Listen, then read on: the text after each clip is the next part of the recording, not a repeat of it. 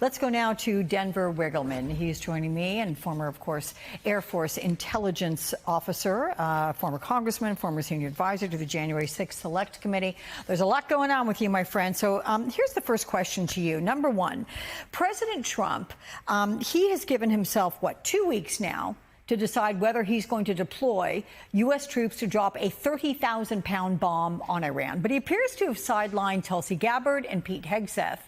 Whose intel is he relying on to make his decision?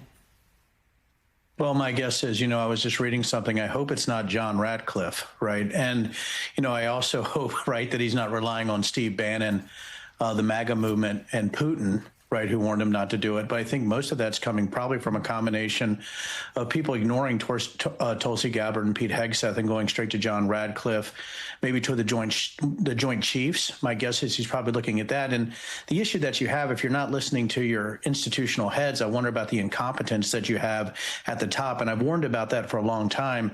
If you have people that base policy on fantasy, you're going to have a tough time making decisions in the reality of the moment. And I think that's what you're seeing right now with the Trump administration is mass confusion, but also him trying to appease sort of the MAGA base at the same time while trying to make serious decisions on what's going on with Iran and Israel, but also how that actually cascades to Russia and Ukraine, which we can, talk about, Alex. All this is in play. But I think what I get out of this is that you have an incompetent head of the intelligence communities, and he's listening to other people that sort of go down his line on what his opinion is based on where he is on Israel and also on Russia and also on Iran. Let me just get into something. I was just given this, and this is what we're able to report this moment on the U.S.-Iran engagement. The U.S. and Iran continue this weekend, Denver, to communicate, though it's unclear the extent to which these could be considered negotiations. We have Iran's foreign minister who exclusively told Andrea Mitchell yesterday that they are not negotiations. Likewise, a U.S. official this afternoon affirmed that engagement with the Iranians is still ongoing today, but the administration is not providing any further detail about the communications or anything about its approach toward Iran in the coming days. I'm curious your reaction, just big picture, to what you think is happening right now. Oh, I know what's happening. There's complete confusion on what they're going to do next, right? He's getting a lot of pressure from Israel to come in right now, right? Israel started this conflict. And here's the thing, Alex, there's two things that I like about this as far as when you're talking about irony and insanity. Number one, when it came out that they bombed Iran, we had nothing to do with it. Then we come out later saying, oh, yeah, we were part of it. So here's the issue. Are we saying that Israel is dragging us into a war that they didn't ask us about or get intelligence on when they started bombing Iran? Are we saying that we lied as a U.S. government initially because we didn't want the truth to come out about our intelligence support? Both of those are equally awful. And I think when you're seeing the confusion right now, you have an administration that not only knows what's happening internally, as we just talked about with Tulsi Gabbard and Hegseth and who to listen to, but are they briefing Congress? So here's another big issue with the confusion at the executive level. What does Congress know? Shouldn't Congress be heavily involved, right, in any execution of funds, right, or any deployment of troops or weapons or ordnance into Iran? So I think it's massive confusion. There's been insanity in the first 4 to 5 months of this administration anyway. I don't think we can expect any different as we're trying to maneuver competently through foreign issues like we're seeing today. So, again, trying to get to where the truth of everything is, Denver, I'm curious what the chances are that U.S. intelligence agency reports on Iran are inaccurate or flat out wrong, as the president told my colleague NBC's Vaughn Hilliard yesterday. Well, Iran's not easy to penetrate, right? And you're going to have courses of action. So as an intelligence officer, and I'm very familiar with Iran, and I want people to know my history with Iran is extensive, especially in the counter-IED space.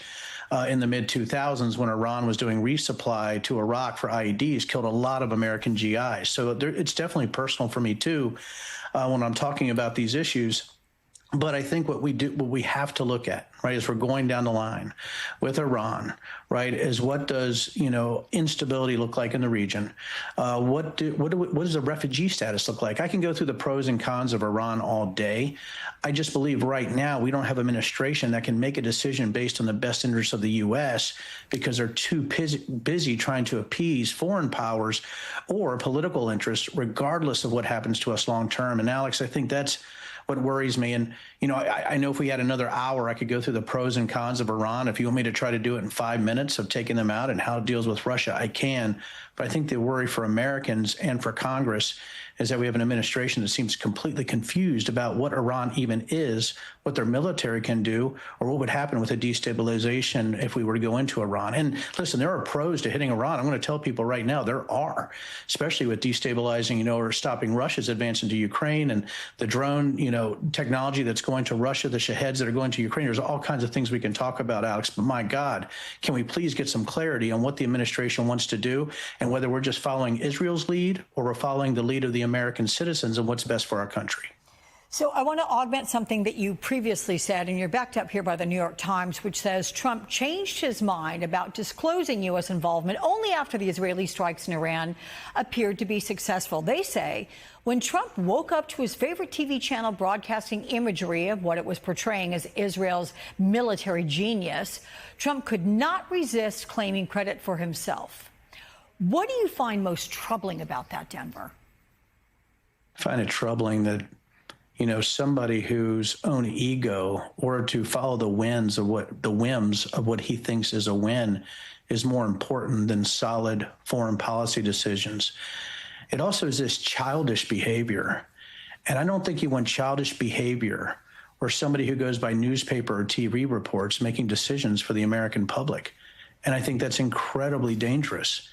And I've said from the beginning, when you elect clowns, or you have clowns in positions of leadership, or people that are there just for loyalty, that means you don't have serious decision makers, and unseriousness equals danger.